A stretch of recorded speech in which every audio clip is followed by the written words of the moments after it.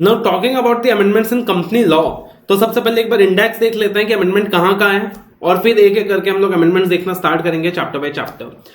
तो आप इंडेक्स के अंदर देख सकते हो कि सबसे पहले जो अमेंडमेंट्स है वो डायरेक्टर्स के चैप्टर में है, appointment and qualification of directors. तो there are certain amendment in the chapter appointment and qualification of directors. Further मैं हमेशा अपने क्लासेस के अंदर कहता हूं कि जब हम डायरेक्टर्स के चैप्टर की बात करते हैं तो there are 3 chapters pertaining to directors. एक chapter number 11 appointment qualification of directors, दूसरा chapter number 12 that is meeting of board and its powers, and तीसरा chapter number 13 that is appointment and remuneration of managerial personnel. And जो students नहीं जानते उनको clarify कर देता हूं कि चैप्टर नंबर 11, 12, 13 जो मैं कह रहा हूं ये मेरे बुक का चैप्टर नंबर नहीं है, ये कंपनीज एक्ट का चैप्टर नंबर है, और हर एक स्टूडेंट को ये चीज पता होना चाहिए। तो चैप्टर नंबर 11 के अंदर direct appointment and qualification of directors के प्रोविजन गवर्नड है, चैप्टर नंबर 12 में meeting of board and its powers के प्रोविजन, एंड चैप्टर नंबर 13 में it's appointment and remuneration of manager personnel. तो इन तीनों ही चैप्टर्स के अंदर आपको अमेंडमेंट दिखाई देगा। उसके बाद कॉम्प्रोमाइज अरेंजमेंट एमलगमेशन का जो चैप्टर है यहाँ भी एक छोटा सा अमेंडमेंट दिखाई देगा। Prevention of operation and mismanagement का चैप्टर है, यहाँ भी आपको अमेंडमेंट दिखाई देगा। रजिस्टर्ड वैल्यूअर्स के चैप्टर में अमेंडमेंट दिखाई देगा। वाइंडिंग अप के चैप्टर में अमेंडमेंट्स दिखाई देंगी। फॉरेन कंपनी का जो चैप्टर है उसके अंदर अमेंडमेंट दिखाई देगा। स्पेशल कोड के चैप्टर में अमेंडमेंट दिखाई देगा, और मिसलिनियस प्रोविजंस के चैप्टर में अमेंडमेंट दिखाई देगा। अब आप बोलोगे सर आप तो कह रहे थे कि भैया अमेंडमेंट्स कुछ भी नहीं है, बहुत ही नेग्लिजिबल है, बहुत ही मैनेजेबल है, और यहां तो हर चैप्टर के अंदर अमेंडमेंट है। तो अरे भाई, कहने को हर चैप्टर में अमेंडमेंट है, बट अमेंडमेंट्स बहुत ही माइनर है। आप जब अमेंडमेंट्स को देखोगे तो 90% amendments are penalty based amendments, जहां पे सिर्फ पेनल्टी चेंज हो गया, पेनल्टी मॉडिफाई हो गया। तो 90% अमेंडमेंट्स तो पेनल्टी बेस्ड अमेंडमेंट ही आपको दिखेगा। प्रोविजन बेस्ड अमेंडमेंट तो बहुत ही कम दिखेगा for the upcoming examinations, right? कि पेनल्टी चेंज कर दिया, पहले जेल जाना पड़ता था ऑफेंस करते वक्त, अब जेल का रिक्वायरमेंट हटा दिया। पहले फाइन ज्यादा था, अब फाइन कम कर दिया लॉ मेकर ने। तो स्ट्रिंजेंसी रिमूव कर दी, स्ट्रिंजेंसी कम कर दी, थोड़ा रिलैक्सेशन दे दिया। पहले जेल जाना पड़ता था, जेल हटा दिया कहीं से। पहले फाइन ज्यादा था, अब फाइन कम कर दिया। पहले फाइन में सेग्रीगेशन की कमी थी, मतलब आपने देखा कि एक सेक्शन का डिफॉल्ट हुआ और कंपनी के लिए भी एक ही पेनल्टी था, ऑफिसर्स इन डिफॉल्ट के लिए भी एक ही पेनल्टी था। तो अब सेग्रीगेट कर दिया कि कंपनी के लिए अलग पेनल्टी होगा, ऑफिसर्स इन डिफॉल्ट के लिए अलग पेनल्टी होगा। कंपनी के लिए थोड़ा ज्यादा होगा, ऑफिसर्स इन डिफॉल्ट के लिए थोड़ा सा कम होगा। तो इस तरीके से penalty based amendment law maker ने इंट्रोड्यूस कर दिया, राइट?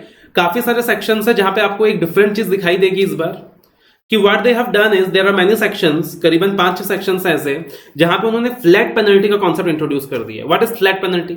नॉर्मली आप पेनल्टी में क्या स्टडी करते हो यार, कि मिनिमम पेनल्टी इतना होगा, मैक्सिमम पेनल्टी इतना होगा, पर डे पेनल्टी इतना होगा, that is what to discuss. But flat penalty का कॉन्सेप्ट ले आए हैं वो 4-5 सेक्शंस में, कि अगर आपने कॉन्ट्रावेंशन करा तो एग्जैक्टली ये अमाउंट का पेनल्टी लगेगा। तो this is also something different, कि अगर आपने कोई कॉन्ट्रावेंशन करा तो एग्जैक्टली इतने अमाउंट का पेनल्टी लगेगा, एग्जैक्टली 5,000 का पेनल्टी लगेगा, एग्जैक्टली 50,000 रुपए का पेनल्टी लगेगा। फॉर एग्जाम्पल, अगर रजिस्टर्ड वैल्यूअर ने प्रोविजंस को कॉन्ट्रावीन करा तो एग्जैक्टली 50,000 रुपए का पेनल्टी लगेगा। So that is also something interesting that has been brought इन।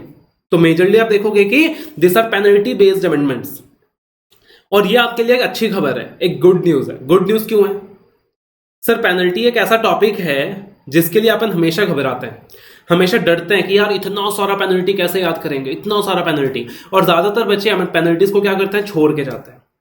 लेकिन अब आपको पेनल्टीज छोड़ कर नहीं जाना। अब आपको पता है कि बॉस पेनल्टी जो है काफी सारे सेक्शंस के अंदर रिवाइज हुआ है, और क्योंकि पेनल्टी इतने सारे सेक्शंस के अंदर रिवाइज हुआ है तो वो सारे पेनल्टीज क्या बन जाएंगे, अपने आप इंपॉर्टेंट पेनल्टीज बन जाएंगे। तो आप बाकी पेनल्टीज करे या ना करे, जितना भी पेनल्टी अपन इस अमेंडमेंट शीट में डिस्कस करेंगे उतना तो करके चले ही जाना। तो आपके लिए रेदर वो काम आसान हो गया, इजी हो गया, ठीक है? तो now let us discuss the amendment chapter by chapter. Majorly जो अमेंडमेंट्स है वो डायरेक्टर्स के चैप्टर में ही है, डायरेक्टर्स के तीनों चैप्टर में। तो सबसे पहले वो कवर अप कर लेते हैं, फिर बाकी चैप्टर्स में जाएंगे। तो फर्स्ट टॉकिंग अबाउट डायरेक्टर्स, तो देखना यार डायरेक्टर्स का जो चैप्टर है हमारे लॉ के अंदर 3 चैप्टर्स में डिवाइडेड है। Chapter number 11, chapter number 12, chapter number 13। Directors अपने आप में एक बहुत ब्रॉड टॉपिक है, बहुत बड़ा टॉपिक है। तो वो 3 चैप्टर्स में लॉ मेकर ने डिवाइड कर रखा है। Chapter number 11 consisting of section 149 to 172, that is appointment and qualification of directors. Chapter number 12 that is consisting from section 173 to 195, that is meeting of board and its powers. And chapter number 13 that is section 196 to 205, that is appointment and remuneration of managerial personnel. तो directors इतना बल्कि part है कि इसको law maker ने 3 part में divide कर दिया। तो अकॉर्डिंगली यहाँ पे अमेंडमेंट भी 3 पार्ट में डिवाइडेड है। अब डायरेक्टर्स के अंदर नॉर्मली आपको जो अमेंडमेंट दिखाई देगा वो किस तरीके का दिखाई देगा? एक तो आपको दिखाई देगा प्रोविजन बेस्ड अमेंडमेंट जहां सेक्शन के अंदर चेंज आया है, दूसरा आपको दिखाई देगा पेनल्टी बेस्ड अमेंडमेंट्स, और तीसरा आपको दिखाई देगा रूल बेस्ड अमेंडमेंट। तो हम लोग 3 सेग्रीगेशन में डायरेक्टर्स के चैप्टर में अमेंडमेंट डिस्कस करेंगे, provision based, then rule based and then penalty based. ठीक है, तो सबसे पहले प्रोविजन बेस्ड डिस्कस कर लेते हैं। अब देखना इतना आसान है, इतना आसान है, इतना आसान है। एक पार्टिकुलर सेक्शन के अंदर एक प्रोवाइजो आया, एक सेक्शन के अंदर एक प्रोवाइजो इंसर्ट हुआ, उसी का इंप्लीकेशन बाकी 2 जगह गया। अब कहने को 3 अमेंडमेंट अलग अलग आपको दिखाई देंगे, बट अभी हम लोग जब डिस्कस करेंगे आपको समझ आएगा अमेंडमेंट तो एक ही है बॉस। एक प्रोवाइजो की वजह से एक सेक्शन में चेंज आया, उसी का इंप्लीकेशन बाकी 2 सेक्शन में गया और वहां भी चेंजेस हो गए। तो अगर आप उस इंटरलिंकिंग के साथ अमेंडमेंट डिस्कस करते हो तो आपके लिए कहानी बहुत आसान होगा, आपके लिए कहानी बहुत सिंपल होगा। ठीक है, तो सबसे पहले देखना सेक्शन 149 सबसेक्शन 9 जो डायरेक्टर्स का चैप्टर है। If you remember 149 subsection 9, section 149 subsection 9 किस चीज के बारे में था? Section 149 subsection 9 was regarding the remuneration of independent directors, remuneration of independent directors. ठीक है, अब इंडिपेंडेंट डायरेक्टर्स के रेम्यूनरेशन के बारे में मैंने क्या डिस्कस किया था कि जो कंपनी के इंडिपेंडेंट डायरेक्टर्स होते हैं, जो कंपनी के इंडिपेंडेंट डायरेक्टर्स होते हैं, उनको किसी भी प्रकार का रेम्यूनरेशन नहीं मिलता, रेगुलर रेम्यूनरेशन नहीं मिलता जैसे कि बाकी डायरेक्टर्स को मिलता है, रेगुलर सैलरी नहीं मिलता जैसे कि बाकी डायरेक्टर्स को मिलता है। They are entitled to sitting fees, तो बोर्ड मीटिंग में बैठने का उनको पैसा मिलता है। सेक्शन 197 सबसेक्शन 5 के अंदर red with rules sitting fees के बारे में बोला हुआ है कि इंडिपेंडेंट डायरेक्टर को मीटिंग में बैठने का पैसा मिलता है, सिटिंग फीस मिलता है, up to 1 lakh rupees per board meeting मिल सकता है। उसके अलावा जो भी खर्चे उन्होंने इंकर कर रहे हैं उसके लिए रीइंबर्समेंट मिल सकता है, प्रॉफिट रिलेटेड कमीशंस मिल सकता है। बट इंडिपेंडेंट डायरेक्टर को किसी भी प्रकार का रेम्यूनरेशन नहीं मिलता, सैलरी नहीं मिलता, स्टॉक ऑप्शंस वगैरह नहीं मिलते। That is what we discuss in section 149 subsection 9। ठीक है, अब यहां पे एक प्रोवाइजो ऐड हुआ, प्रोवाइजो ऐड हुआ। क्या ऐड हुआ प्रोवाइजो? प्रोवाइजो ये ऐड हुआ कि अगर कंपनी प्रॉफिट्स नहीं कमा रही है या कंपनी की प्रॉफिट्स इनएडिक्वेट है, अगर कंपनी प्रॉफिट्स नहीं कमा रही है या फिर कंपनी के प्रॉफिट्स इनएडिक्वेट है, तो याद करो शेड्यूल 5, याद करो शेड्यूल 5। शेड्यूल 5 के अंदर आप डिस्कस करते थे कि अगर कंपनी प्रॉफिट्स नहीं कमा रही है, कंपनी लॉसेस में है या कंपनी के प्रॉफिट्स इनएडिक्वेट है, तो there was a limit to the manager remuneration that the company can pay, and that was dependent upon effective capital. याद आया? अब वहां पे शेड्यूल 5 के अंदर किसके रेम्यूनरेशन की बात की गई थी? मैनेजर रेम्यूनरेशन की बात की गई थी कि जो मैनेजर पर्सन है, जो KMPs हैं, जो MD मैनेजर्स हैं, उनके रेम्यूनरेशन की बात की गई थी कि कंपनी अगर प्रॉफिट्स नहीं कमा रही, कंपनी अगर लॉसेस इंकर कर रही है, तो उनको रेम्यूनरेशन पे दिया जा सकता है। अब देखना मजे की बात, सेक्शन 149 सबसेक्शन 9 के अंदर एक प्रोवाइजो इंसर्ट किया लॉ मेकर ने, और प्रोवाइजो के अंदर बोला अगर कंपनी प्रॉफिट्स नहीं कमा रही या कंपनी के प्रॉफिट्स इनएडिक्वेट हैं, तो इंडिपेंडेंट डायरेक्टर को भी रेम्यूनरेशन मिल सकता है in accordance with the provision of schedule 5। क्या बोला प्रोवाइजो के अंदर कि कंपनी अगर प्रॉफिट्स नहीं कमा रही या प्रॉफिट्स इनएडिक्वेट हैं, तो इंडिपेंडेंट डायरेक्टर को भी रेम्यूनरेशन मिल सकता है, और ये जो रेम्यूनरेशन मिलेगा ये in addition to sitting fees मिलेगा in accordance with the provision of schedule 5। लेकिन शेड्यूल 5 में आप जाओगे तो वहां तो इंडिपेंडेंट डायरेक्टर के रेम्यूनरेशन की बात ही नहीं की है, वहां तो मैनेजरल पर्सन के रेम्यूनरेशन की बात की है। तो शेड्यूल 5 को भी चेंज करना पड़ा लॉ मेकर को। चेंज क्या करना पड़ा? एक वर्ड ऐड कर दिया, मैनेजरल पर्सनल के साथ इंडिपेंडेंट डायरेक्टर भी वर्ड ऐड कर दिया, नॉन एग्जीक्यूटिव डायरेक्टर भी वर्ड ऐड कर दिया कि कंपनी अगर प्रॉफिट्स नहीं कमा रही है, कंपनी की प्रॉफिट्स इनएडिक्वेट हैं, तो इंडिपेंडेंट डायरेक्टर को यहां पे रेम्यूनरेशन मिल सकता है शेड्यूल 5 के स्ट्रक्चर के हिसाब से। अब इंडिपेंडेंट डायरेक्टर को कितना रेम्यूनरेशन मिल सकता है उसके लिए एक अलग लिमिट डिफाइन कर दी। जैसे मैनेजरल पर्सनल के लिए लिमिट डिफाइन किया हुआ था, वैसे इंडिपेंडेंट डायरेक्टर के लिए भी लिमिट डिफाइन कर दिया। सिमिलरली एक चेंज करना पड़ा लॉ मेकर को सेक्शन 197 सबसेक्शन 5 के अंदर, बिकॉज वहां भी रेम्यूनरेशन ऑफ इंडिपेंडेंट डायरेक्टर की बात की गई थी, और वहां भी ऐसा कुछ नहीं बोला गया था कि he is entitled to remuneration as per schedule 5, तो उसको भी मॉडिफाई करना पड़ा। तो accordingly because of a insertion of a proviso in 149 subsection 9, correspondingly हमने पाया कि भैया सेक्शन 197 के अंदर भी एक सबसेक्शन में चेंज आ गया और शेड्यूल 5 में भी चेंज आ गया। चेंज किया गया, रादर एक वर्ड ऐड हो गया।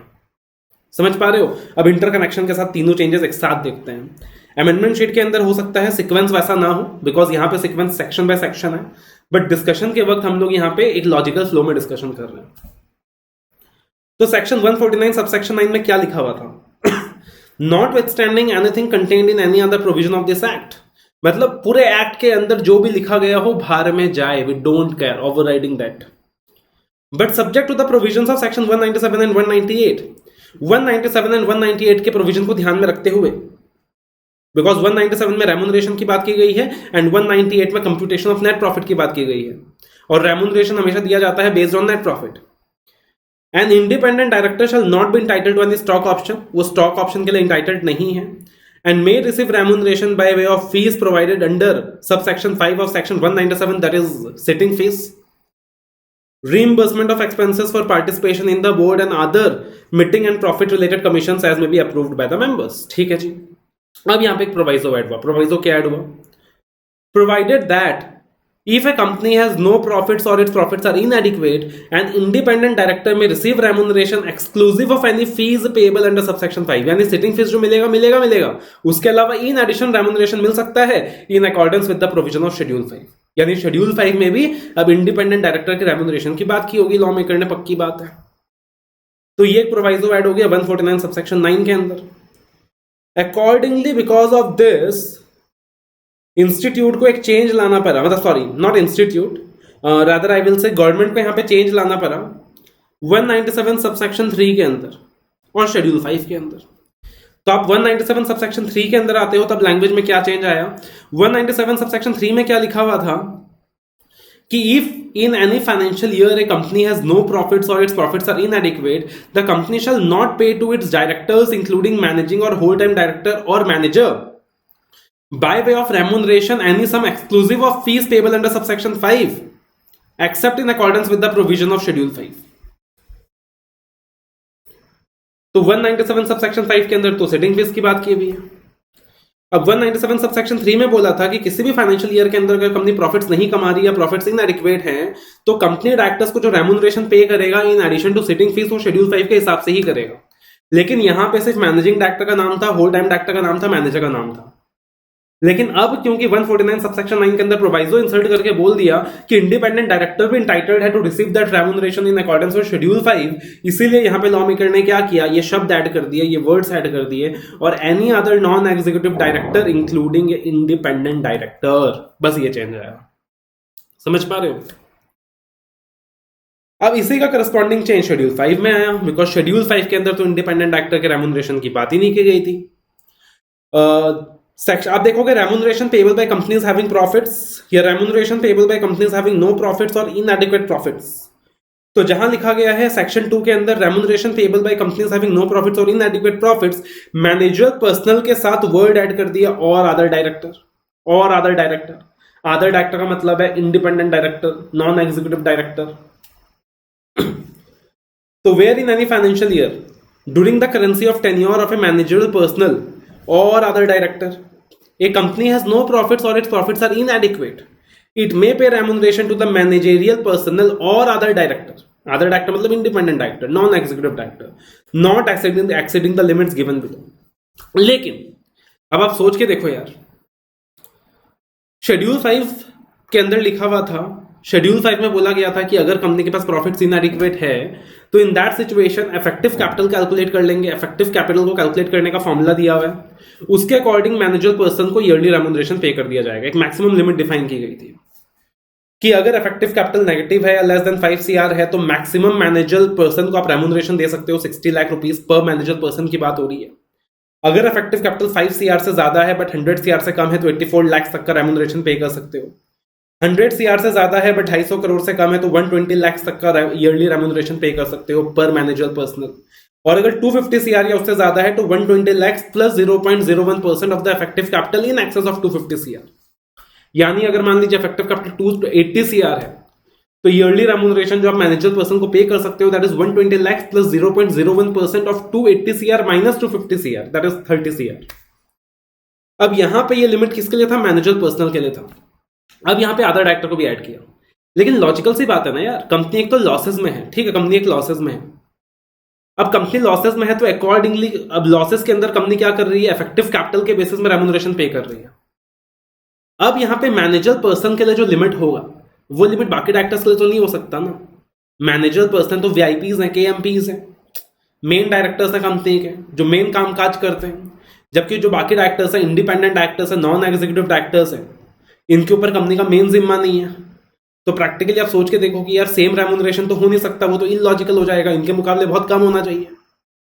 जब वो काम 1/4 या 1/50 करते हैं तो रेम्यूनरेशन भी उतना ही होना चाहिए maximum, plus they are entitled to sitting fees anyways.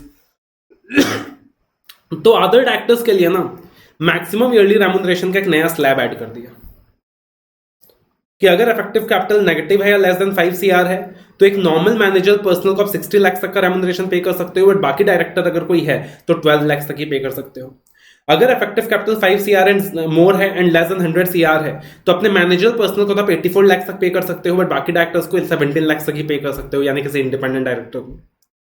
100 CR and above है बट लेस देन 250 CR है तो मैनेजर पर्सन को तो 120 लाख तक पे कर सकते हो, बट बाकियों को 24 लाख से पे कर सकते हो। तो अकॉर्डिंगली यहां पे एक नया स्लैब जनरेट कर दिया। अब नया स्लैब जनरेट करना बहुत आसान है, आपको सिर्फ जो पुराना स्लैब था अगर वो याद है तो आप नया स्लैब अपने आप डेवलप कर लोगे। आपको करना क्या है, सिर्फ डिवाइडेड बाय 5 करना है। जहां 60 लाख था 60 डिवाइडेड बाय 5 12 लाख, जहां 84 लाख था 84 डिवाइडेड बाय 5 16.8 लाख, तो अप्रॉक्स कर दिया 17 lakh. 120 lakhs divided by 5 24 lakhs and 24 lakhs plus 0.01% of the effective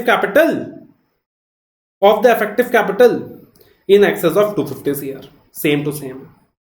clear है? और अदर डायरेक्टर का मतलब क्या है, नॉन एग्जीक्यूटिव डायरेक्टर और ए इंडिपेंडेंट डायरेक्टर। तो ये तीनों चेंजेस यहां पे आ गए, तो बहुत आसान है।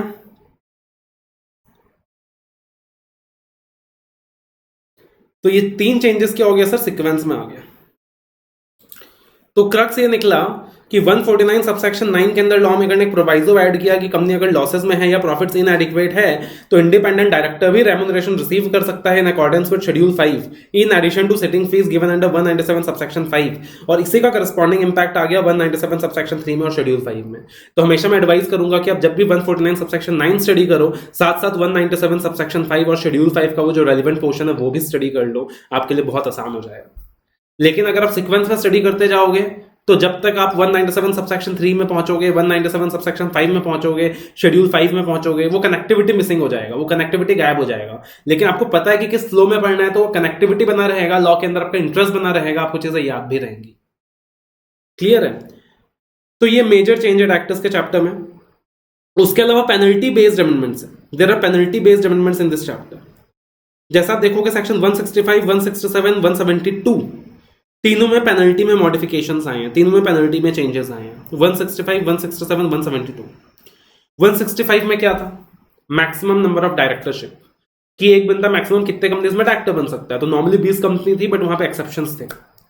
167 में क्या था, वैकेशन ऑफ ऑफिस, कि ग्राउंड्स ऑफ वैकेशन स्पेसिफाई किया हुआ था। एंड 172 वाज जनरल पेनल्टी, कि पूरे चैप्टर 11 के अंदर अगर मान लीजिए किसी भी सेक्शन के अंदर डायरेक्टर ने कॉन्ट्रवीन किया या कंपनी ने कॉन्ट्रवीन करा और उस सेक्शन की कोई स्पेसिफिक पेनल्टी नहीं है तो 172 में दिया हुआ पेनल्टी लग जाएगा। मतलब 172 बोलता है बेटा तुम्हारा कोई नहीं है तो मैं हूं, कोई तुम्हें और सजा नहीं दे रहा तो मैं दे रहा हूं। मतलब अगर कोई भी डायरेक्टर कोई कॉन्ट्रावेंशन करता है चैप्टर 11 के प्रोविजंस के तहत या कंपनी कॉन्ट्रवीन करती है तो सेक्शन 172 कहता है पहले देख लो तुम्हारे सेक्शन के अंदर कोई कॉन्ट्रावेंशन का पेनल्टी स्पेसिफाइड है क्या।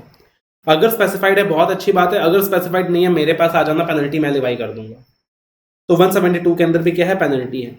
तो इन तीनों सेक्शंस के अंदर ना पेनल्टी चेंज हुआ है। 165 में पहले बोला था सेक्शन 165 सबसेक्शन 6 के अंदर कि अगर एक पर्सन एक्सेस कंपनीज में डायरेक्टर बन के काम करता है तो 5,000 रुपए प्रतिदिन का पेनल्टी लगता रहेगा, 5,000 रुपीज एवरी डे, और कोई मैक्सिमम लिमिट नहीं था। लेकिन अब यहाँ पे 5,000 को 2,000 कर दिया कि 2,000 रुपए पर डे का पेनल्टी लगता रहेगा और मैक्सिमम 2 लाख रुपए तक की पेनल्टी लग सकता है। तो सिंपल हो गया, 2,000 रुपीज पर डे और उसमें 2 जीरो और ऐड कर दीजिए, 2 लाख रुपीज।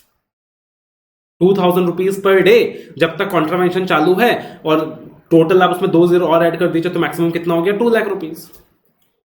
167 सबसेक्शन 2 में what they have done is, पहले बोला गया था कि अगर एक बंदे को पता है कि उसका ऑफिस वैकेट हो गया है फिर भी वो ऑफिस खाली नहीं करता तो उसके ऊपर फाइन भी लग सकता है और साथ ही साथ उसको जेल भी हो सकता है, यानी इंप्रिजनमेंट प्लस फाइन दोनों का पॉसिबिलिटी था। लेकिन अब जेल रिमूव कर दिया, बोला कि भैया तुमको जेल नहीं जाना पड़ेगा, तुम ऑफिस वैकेट करके जाने से मना कर रहे हो, तुम्हारे ऊपर फाइन लगा देंगे। Minimum penalty 1 lakh rupees, maximum penalty 5 lakh rupees, minimum 1 lakh maximum 5 lakh, but तुमको जेल नहीं भेजेंगे। तो पहले जेल का पार्ट था वो हटा दिया है। तो दिमाग में याद रख लो, ऑफिस वैकेट करा तो अब जेल नहीं जाना पड़ेगा। Minimum 1 lakh maximum 5 lakh penalty लग सकता है बस। सेक्शन 172 के अंदर पहले क्या था, कंपनी के लिए ऑफिसर्स इन डिफॉल्ट के लिए कॉमन पेनल्टी लगा के छोड़ दिया था, लेकिन अब लॉ मेकर ने सेग्रीगेट कर दिया, कंपनी के लिए अलग पेनल्टी, ऑफिसर इन डिफॉल्ट के लिए अलग पेनल्टी। कंपनी के ऊपर पेनल्टी लगाया, मिनिमम फाइन 50,000 रुपए लगेगा ही लगेगा, 50,000 रुपए तो लगेगा ही लगेगा। मतलब तुमने चैप्टर 11 के किसी भी सेक्शन को कॉन्ट्रावीन करा तो याद रखना, पहले देख लेना कि उस सेक्शन में कोई स्पेसिफिक पेनल्टी है क्या, नहीं है तो 172 के पास आ जाओ। अब जैसे तुम 172 के पास आते हो तो मिनिमम पेनल्टी 50,000 तो लगेगा ही लगेगा, प्लस जब तक डिफॉल्ट जारी है 500 रुपए प्रतिदिन, 500 rupees per day, 500 rupees per day और maximum fine 3 lakh rupees, maximum कितना 3 लाख रुपए।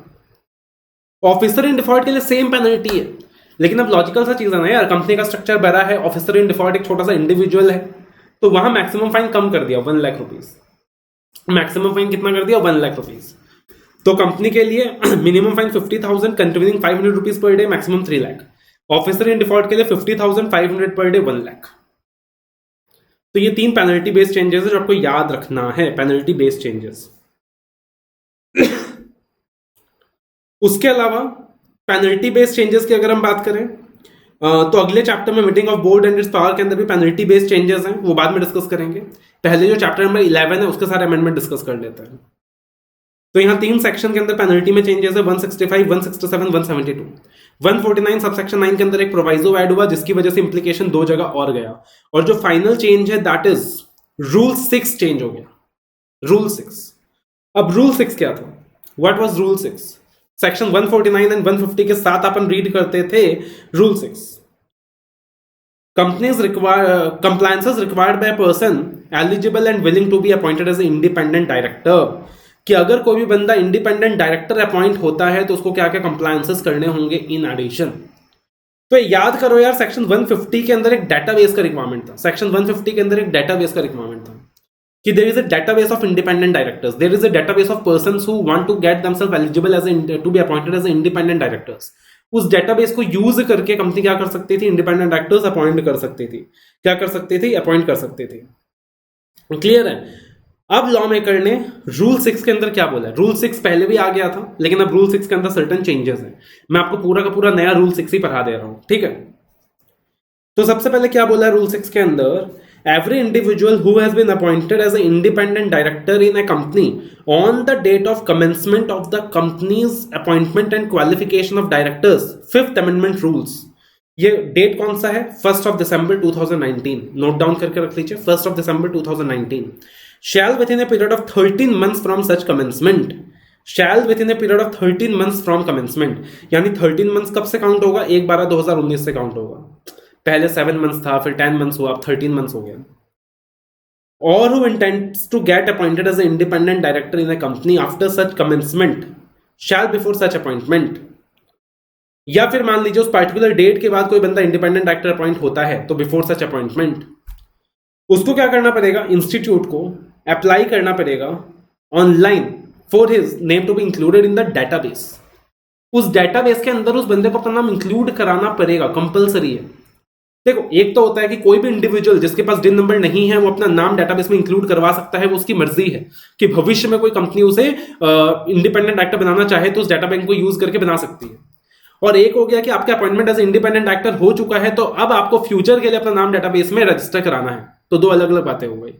तो यहां पे बोला गया है आपका अपॉइंटमेंट जैसे ही इंडिपेंडेंट डायरेक्टर की तरह होता है तो जो commencement of companies appointment and qualification of directors 5th amendment rules 2019 का डेट है 1 दिसंबर 2019, उसके 13 महीने के अंदर आपको क्या करना है, अप्लाई करना है to include your name in the database. और इस डेट के बाद आपका अपॉइंटमेंट होना है तो अगेन बिफोर सच अपॉइंटमेंट, ठीक है। अब यहाँ पे इंस्टीट्यूट कौन, एक चीज क्लैरिफाई कर दूं, इंस्टीट्यूट कौन।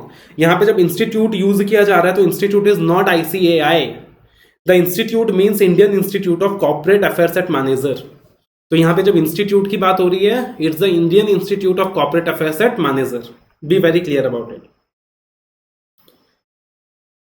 तो बोला गया है इंडिविजुअल क्या करेगा, अप्लाई करेगा online to the institute for inclusion of his name in the database. अब यहां पे डेटाबेस में नाम इंक्लूड कराना है, कितने टाइम के लिए कराना है, यहां पे 3 ऑप्शंस मिलता है इंडिविजुअल को। 1 ईयर के लिए भी अपना नेम इंक्लूड करा सकता है अगर उसको लगता है कि यार मैं तो 1 साल ही कंटिन्यू करने वाला हूँ कहीं भी एज इंडिपेंडेंट एक्टर, बाद में तो मैं कंटिन्यू करने नहीं वाला, या फिर 5 ईयर्स या फिर लाइफ टाइम। ऑब्वियसली फीस सबके लिए अलग अलग होगा, 1 साल के लिए कम, 5 साल के लिए थोड़ा सा ज्यादा, लाइफ टाइम के लिए और ज्यादा। तो बोला आप अपना नाम क्या कर सकते हो, डाटाबेस आपको इंक्लूड कराना है, आप स्पेसिफाई कर दीजिए कि मेरे को 1 ईयर के लिए अप्लाई करना है या 5 ईयर्स के लिए या लाइफ टाइम के लिए। अब अगर आप 1 ईयर के लिए अप्लाई करते हो तो आपको एक चीज ध्यान रखना है यार कि जैसे ही 1 ईयर खत्म होगा आपको रिन्यू कराना पड़ेगा फिर से। रिन्यूअल दोबारा से 1 ईयर, 5 ईयर या लाइफ टाइम के लिए हो सकता है। 5 ईयर्स के लिए अगर आप अप्लाई करते हो तब भी आपको ध्यान रखना है कि जब 5 साल खत्म हो जाएगा उसके बाद फिर से आपको क्या करना पड़ेगा, रिन्यूअल के लिए अप्लाई करना पड़ेगा। अगेन रिन्यूअल 1 ईयर, 5 ईयर या लाइफ टाइम के लिए हो सकता है। बट अगर आप एक बार लाइफ टाइम के लिए अप्लाई कर देते हो तो फिर आपको दोबारा रिन्यू कराने की कभी जरूरत नहीं पड़ेगी। I think that is very logical, you can understand. ठीक है, तो अब यहां पे बोला है every individual whose name has been so included in the database shall file an application for renewal for a further period of 1 year or 5 years or his lifetime within a period of 30 days from the date of expiry of period up to which the name of individual was applied for inclusion in the data bank। यानी 30 days के अंदर from the date of expiry of period up to which the name of the individual was applied, तो जो जैसे वो दिन खत्म होगा उसके 30 डेज के अंदर रिन्यूअल के लिए अप्लाई करना है, और अगर ऐसा नहीं करा तो उस इंडिविजुअल का नाम डाटा बैंक से रिमूव हो जाएगा, हट जाएगा। Provided that no application for renewal shall be filed by an individual who has paid lifetime fees for inclusion। Logical सी चीज है। उसके बाद हर एक इंडिपेंडेंट एक्टर को एक डिक्लेरेशन ऑफ इंडिपेंडेंस सबमिट करना है, ठीक है। Every individual his name is included in the database whose name is so included in the database। अब सिर्फ डेटाबेस में नाम इंक्लूड करा के कुछ नहीं होगा, यहां पे 2 साल का टाइम दिया गया है कि जैसे ही आपका नेम डेटाबेस में इंक्लूड हुआ 2 सालों के अंदर आपको एक online proficiency self assessment test clear करना होगा जो इंस्टीट्यूट कंडक्ट करेगा। पहले 1 साल का टाइम था, अब इसको 1 साल से इंक्रीज करके 2 साल कर दिया कि 2 साल के अंदर आपको क्या करना पड़ेगा, online proficiency self assessment test देना होगा। अब online proficiency self assessment test जो है दैट इज बेसिकली अगेन एक ऑनलाइन टेस्ट होता है, सेल्फ असेस करना है आपको, एग्रीगेट में 50% मार्क्स सिक्योर करना है। पहले 60% था, उसको भी 50% कर दिया है। तो पहले 1 साल का टाइम था कि online proficiency self assessment test 1 साल के अंदर देना है और पास करना है। अब 1 साल का 2 साल कर दिया। पहले पास परसेंटेज 60 था, अब रिड्यूस करके 50% कर दिया, यानी हर जगह रिलैक्सेशन लेकर आ गया। ठीक है, और अगर आपने ऐसा नहीं किया तो आपका नाम डेटाबेस से हट जाएगा। पहले बोला कि आपने उस पर्टिकुलर टाइम पीरियड के अंदर अपना नेम डेटाबेस में इंक्लूड नहीं कराया, रिन्यू नहीं कराया, तो डेटाबेस से नाम हट जाएगा। अब online proficiency self assessment test नहीं दिया तो आपका नाम डाटा बैंक से हट जाएगा। लेकिन practically online proficiency self assessment test का जो ऑब्जेक्टिव है वो यही देखना है कि आपके पास बेसिक नॉलेज है कि नहीं है। तो अगर आप ऑलरेडी किसी बड़े कंपनी में डायरेक्टर की तरह काम कर रहे थे, केएमपी की तरह काम कर रहे थे, आपके पास अच्छा खासा एक्सपीरियंस है, तो you might get exemption from that online proficiency self assessment test. तो यहां पे एग्जम्पशंस दिया है from online proficiency self assessment test. अब ये जो एग्जम्पशन का पार्ट है ये भी इंपॉर्टेंट है बिकॉज यहां पे फिर से अमेंडमेंट आया है। देखो अमेंडमेंट कहां का आया है, एक तो जो 13 मंथ्स वाला पॉइंट था वहां अमेंडमेंट आया है। यहां पे 1 ईयर था, इसको 2 ईयर कर दिया। एक पास परसेंटेज 60 था, उसको 50 कर दिया जो नीचे दिया हुआ है। और एक exemption from online proficiency self assessment test. पहले बोला था कि अगर 10 ईयर्स का एक्सपीरियंस है इंडिविजुअल के पास as a director KMP in certain companies तो अब टेस्ट देने की रिक्वायरमेंट नहीं है। अब 10 ईयर्स को रिड्यूस करके 3 ईयर्स कर दिया और कंपनीज की लिस्ट भी इंक्रीज कर दी। तो पहले बोला था 10 साल का एक्सपीरियंस इन certain companies as a director as a KMP, you don't need to give the online proficiency self assessment test. अब 10 साल को रिड्यूस करके 3 साल कर दिया और कंपनीज की लिस्ट भी भरा दी। तो यानी एग्जम्पशन ही एग्जम्पशन दे दिया, रिलैक्सेशन ही रिलैक्सेशन दे दिया लॉ में करने। तो अब क्या बोला है, provided that an individual shall not be required to pass the online proficiency self-assessment test when he has served for a total period of not less than 3 years as on the date of inclusion of his name in the data bank as a director or KMP in one of the following companies। एक चीज ध्यान रखिएगा, ये 3 साल जो है ना, ये 3 साल एक्चुअली में 3 साल होने चाहिए। अब यहां नंबर ऑफ कंपनीज दी है, नंबर ऑफ ऑप्शंस दिए हैं। ऐसा नहीं हो सकता कि आप एक ही बार में 3 अलग अलग जगह हैं और आपने 3 साल काउंट कर लिया उस चीज को। It should be totally 3 years, total 3 साल, 2019 से 2022, 2022 से 2025 you should be a director और KMP in the given companies, तब जाके एग्जम्पशन मिलेगा। पहला लिस्टेड पब्लिक कंपनी, अगर आप किसी भी लिस्टेड पब्लिक कंपनी के अंदर डायरेक्टर या केएमपी रह चुके हैं as on the date of inclusion of his name in the database, जिस दिन आपका नाम डेटाबेस में इंक्लूड हुआ, आप पिछले 3 साल से ऑलरेडी लिस्टेड पब्लिक कंपनी में डायरेक्टर हैं, रिलायंस के अंदर डायरेक्टर हैं, टाटा के अंदर डायरेक्टर है, केएमपी हैं, तो आपको online proficiency self assessment test देने की जरूरत नहीं है। या फिर कोई भी ऐसी अनलिस्टेड पब्लिक कंपनी जिसका paid up share capital 10 CR या ज्यादा है, ऑब्वियस सा चीज है, लिस्टेड पब्लिक कंपनी के डायरेक्टर हो मतलब बहुत बड़ी बात है, सीधा एग्जाम्पशन दे दिया। बट अनलिस्टेड पब्लिक कंपनी के केस में पेड अप शेयर कैपिटल देखेंगे। अगर वो अनलिस्टेड पब्लिक कंपनी का paid up share capital 10 CR या उससे ज्यादा है और आप उस अनलिस्टेड पब्लिक कंपनी के डायरेक्टर या केएमपी रह चुके हैं for 3 years on the date of inclusion of your name in the database, आपको टेस्ट देने की जरूरत नहीं है। या कोई भी ऐसा बॉडी कॉर्पोरेट जो लिस्टेड है रिकॉग्नाइज स्टॉक एक्सचेंज के अंदर, कोई भी बॉडी कॉर्पोरेट, तो कंपनी वर्ड यूज नहीं किया, बॉडी कॉर्पोरेट यूज किया है। और in a country which is a member state of the financial action task force और money laundering and the regulator of securities market in such member, यानी terrorism वगैरह के उनके पास स्ट्रिक्ट लॉज हैं, तो वहां भी एग्जम्पशन दे दिया। या फिर body corporate incorporated outside India having a paid up share capital of $2 million और मोर, यानी आप किसी ऐसे बॉडी कॉर्पोरेट के डायरेक्टर या केएमपी हैं जो इंडिया के बाहर इनकॉर्पोरेटेड है, यानी कि एक फॉरेन कंपनी है और जिसका paid up share capital $2 million या उससे ज्यादा है, बिल्कुल नया पॉइंट है, पहले नहीं था, तब भी एग्जम्पशन दे दिया from online proficiency self assessment test. ठीक है, तो एक तो 3 साल आपने काम करा है, 3 साल से आप डायरेक्टर ऑलरेडी हो किसी ऐसे बॉडी कॉर्पोरेट में जो इंडिया के बाहर इनकॉर्पोरेटेड है, जिसका paid up share capital $2 million या ज्यादा है, तब भी आपको online proficiency self assessment test देने की जरूरत नहीं है। और any statutory corporation setup under an act of parliament और any state legislature carrying on commercial activities, तो कोई भी स्टैट्यूटरी कॉर्पोरेशन जो कि एक्ट ऑफ पार्लियामेंट के तहत रजिस्टर्ड है, जो कि कमर्शियल एक्टिविटीज कैरी आउट कर रही है, जैसे कि फॉर एग्जांपल एलआईसी में भी, राइट। तो अगर आप किसी ऐसे स्टैट्यूटरी कॉर्पोरेशन के डायरेक्टर हैं या केएमपी हैं और 3 साल से डायरेक्टर या केएमपी हैं on the date your name is included in the data bank जो कमर्शियल एक्टिविटीज कैरी आउट कर रही है, तब भी आपको online proficiency self assessment test देने की जरूरत नहीं है। यानी आप डायरेक्टर हैं, केएमपी हैं, 3 साल का आपको एक्सपीरियंस हो चुका है जब आपका नाम डाटाबेस में इंक्लूड हुआ है, या तो लिस्टेड पब्लिक कंपनी में, अनलिस्टेड पब्लिक कंपनी में जिसका paid up share capital 10 CR से ज्यादा है, या कोई भी बॉडी कॉर्पोरेट जो रिकॉग्नाइज्ड है किसी लिस्टेड रिकॉग्नाइज्ड स्टॉक एक्सचेंज के अंदर जो कि मेंबर है फाइनेंशियल एक्शन टास्क फोर्स का या मनी लॉन्ड्रिंग का, या फिर कोई भी बॉडी कॉर्पोरेट जो इंडिया के बाहर इनकॉर्पोरेटेड है जिसका paid up share capital $2 million या ज्यादा है, या कोई भी स्टैट्यूटरी कॉर्पोरेशन जो किसी एक्ट ऑफ पार्लियामेंट के तहत बना हुआ है या स्टेट लेजिस्लेचर के तहत बना हुआ है जो कमर्शियल एक्टिविटीज कैरी आउट कर रहा है, तो यहां हर सिचुएशन में एग्जम्पशन मिल गया, यानी एग्जम्पशन की लिस्ट लंबी चौड़ी कर दी जो पहले नहीं था। यहां भी एग्जम्पशन का लिस्ट खत्म नहीं हुआ भैया, ये तो सिर्फ एक कैटेगरी था 3 years एक्सपीरियंस। अब कैटेगरी बी है, कैटेगरी सी है जहां पे 3 years एक्सपीरियंस भी नहीं चाहिए। बोला अगर आप पे स्केल ऑफ डायरेक्टर या अबव में काम करते हैं, मतलब आपका जो पे स्केल है वो डायरेक्टर या अबव का है in the ministry of corporate affairs itself MCA के अंदर, या मिनिस्ट्री ऑफ फाइनेंस के अंदर, या ministry of commerce and industry के अंदर, या ministry of heavy industries and public enterprises के अंदर, और आपके पास एक्सपीरियंस है in handling matters relating to corporate laws, security laws, economic laws, तो कितनी बड़ी बात है यार। तुम एक तो एमसीए के अंदर पोस्ट में हो या मिनिस्ट्री ऑफ फाइनेंस के अंदर पोस्ट में हो, तुमको कॉमर्शियल लॉज, सिक्योरिटी लॉज या इकोनॉमिक लॉज का नॉलेज है, एंड तुम्हारा जो पे स्केल है वो डायरेक्टर या अबव का है, तो ये जो सेल्फ प्रोफिशिएंसी टेस्ट है ये तो एकदम चुन्नू मुन्नू वाली चीज है, तुमको देने की जरूरत नहीं है, तुमको एग्जम्पशन दे दिया। या फिर in the pay scale of chief general manager और अबव, या फिर तुम पे स्केल में हो ऑफ चीफ जनरल मैनेजर और above in the SEBI itself, या फिर इन द आरबीआई, या फिर in the IRDA, insurance regulatory development act, development board, तो इन दैट वाले सिनेरियो अगेन तुमको अगर एक्सपीरियंस है कॉर्पोरेट लॉस का, सेक्रेटरी लॉस का, इकोनॉमिक लॉस का, तो तुमको टेस्ट देने की जरूरत नहीं है। तो लॉजिकल सी चीज है यार, एमसीए है, मिनिस्ट्री ऑफ फाइनेंस है, आरबीआई है, इल्डा है, अब यहाँ बड़े पोस्ट में बैठे हो, आपको लॉ का नॉलेज है, सेक्रेटरी लॉस का नॉलेज है, कंपनी लॉ का नॉलेज है, तो ये चिंदी टेस्ट देने की जरूरत नहीं है। या फिर 3 years का एक्सपीरियंस है एज अ डायरेक्टर और केएमपी, आप डायरेक्टर हो, केएमपी हो इन 5 कंपनीज में, किसी भी 5 कंपनी में से एक में, तब भी डायरेक्टर देने, तब भी आपको टेस्ट देने की जरूरत नहीं है।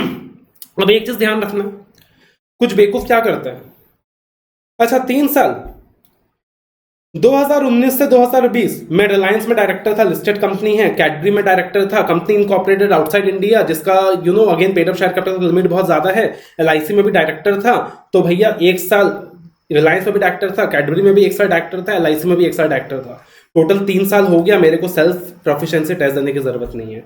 अरे बेवकूफो क्या कर रहे हो, 3 साल मतलब 3 साल, 3 साल मतलब 3 साल, इससे काम नहीं चलेगा। This will be counted as 1 year only.